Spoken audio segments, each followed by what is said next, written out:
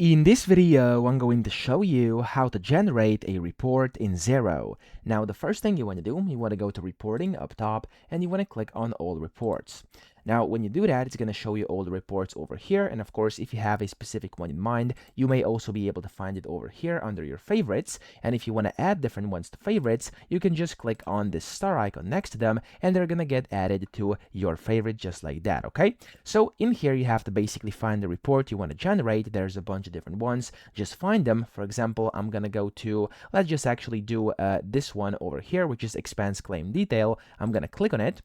And then when you do so, as you can see, it's going to start generating your report over here. And there we go. This is going to be your report. And up here, you have different filters. So you can go and set different dates, aging periods, columns, etc. And you can add different filters over here as well. There's a bunch of different ones you can use. And of course, here, you can then just update whenever you've applied any changes, or you could go and basically set different things under more over here as well, okay?